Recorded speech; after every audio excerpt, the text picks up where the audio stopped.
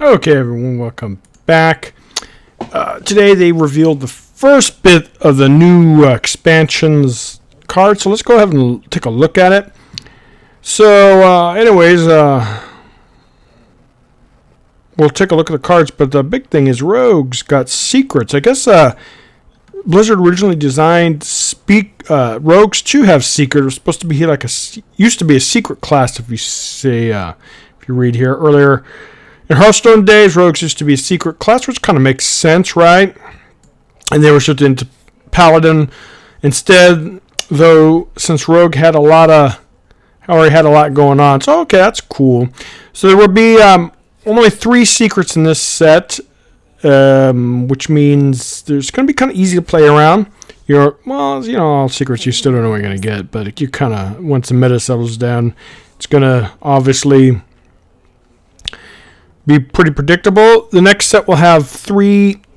The next set will not have any more rogue secrets. Maybe others will, so that's kind of good. And then we see a dragon, and then etc., etc. So let's go ahead and look at the cards. The first one is this feral guy. So it's a 1 mana 1/1. Pretty basic stats. But this is what's interesting, and it could be kind of interesting, really good in Hunter if it had a beast tag, but it doesn't, so it's not quite as OP as it could potentially be with a Hunter. After this minion attacks a hero, add a copy of it in your hand, so it's kind of infinite value, but it's only a 1/1. The only thing I guess you could do is maybe buff it to get some more tokens. Maybe a token druid could take advantage of this with Mark of the Wild, Marks of the Lotus, etc., etc. So there's probably some potential for it. The Rogue, that's a neutral, by the way, for every class. A Sudden Betrayal, Rogue Secret. I love the art. When a secret, when a minion attacks a hero, instead of it's kind of a misdirection. Instead, it attacks one of its neighbors. So it's like a misdirection, but instead of randomly going anywhere, it just goes to your board. Cheat Death. When a friendly minion dies, return it to your hand. It costs 2 less, so that's kind of cool. I could see this potentially being played, especially if you put it on a board to, we'll see. Secrets sometimes go the way you want, other times it doesn't. This one, a priest is going to continue getting these huge OP cards. I mean, it's a dragon, priest only. Dusk Breaker here, so it's a 4 mana, 3/3. Stats are okay, not great. If you're holding a dragon, deal 3 damage to all other minions. That's huge. So it's really good for wild, obviously, because Priest tends to have issues with flooding decks, etc., etc. Dragon Priest does, but this is really good. So it might bring a Dragon Priest back on the meta, which I kind of would prefer than all this other crap, Big Priest and Raza. The Shaman weapon was revealed. It's unfortunately, don't think it's going to be a competitive card. It's going to be real fun, though. The Ruin Spear, after your hero attacks, discover a spell and cast it with random targets. So it's Yogg Saron right type thing where you don't know what's going to get, and then when you do select it, you're not going to know the target. So it could potentially backfire. It could potentially snowball. Druid main here, so I'm really liking this branching pass. Choose 2. Not choose 1, but choose 2. You could draw a card, 4 mana, by the way, give your minions +1 attack, or gain 6 armor. So you choose one of those 3 options, and then you got to choose those 3 options again. I really, really love cards like this that allows you to do decisions based on your scenario. Do I need some cards? Yeah, let's do that. Or do I need to go for lethal or favorable trading or remove a big threat? Let me give my minions plus attack. Or shoot, aggro's really kicking my butt. I need to stall. You could gain 12 armor. That's pretty damn good.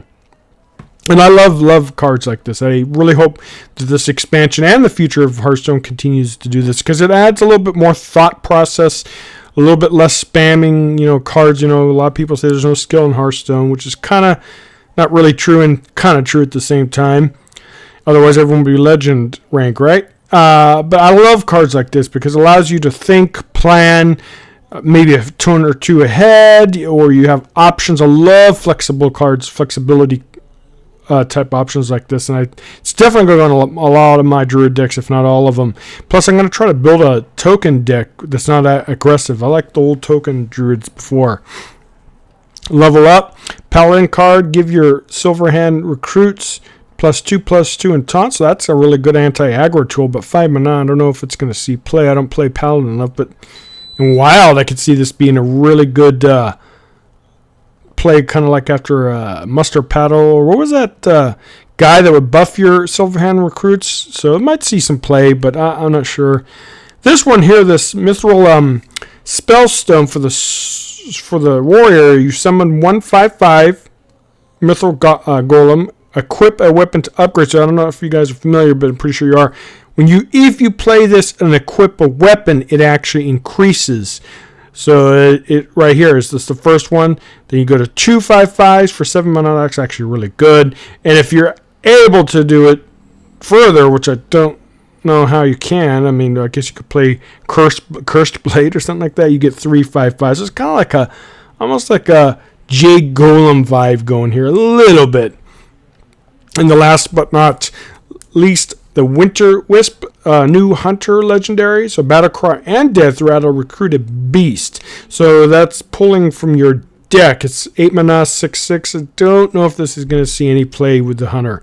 But it might be fun for some mean decks or more slower kind of Hunter deck. I know they're trying to get the Control Hunter going, but don't know. But anyways, my personal favorites here is I do think this Feral dude could have potential in a token deck. Druid could probably buff it up to get some good value out of it. This will be really interesting, these Sudden Betrayal and Cheat Death. I'm really interested to see how the rogues utilize this. I like this Breaker because I think it's going to be really good in a Dragon Priest deck. The Ruin Spear, if I get it, I don't know if I'll craft it at first, but if I do get it, I'll probably play some fun decks just for the hell of it. But 8 mana, though, for 3/3 is... don't know, but this is definitely branching past. Like I said, I love flexible cards. I love cards that allow you to think about different things, different moves, different options. I really, really think this is going to be a great card. Will it replace Nourish? Oh, I don't know, but I think Nourish is just going to end up being a... well, it is now pretty much ramp-only card, even though sometimes you can draw. It depends on your hand. I might, where we could get rid of one of the ultimates, maybe, so you don't have to have as much card draw, because a lot of times the second ultimate you can't really use unless you burn some cards, or the second ultimate sometimes can be a finisher, though, so that there's always that. But anyways, I hope you guys like this. I'm not sure if I'm going to do it for all the card reveals, but I'm going to try to do as much as I can. And thank you for watching. Bye.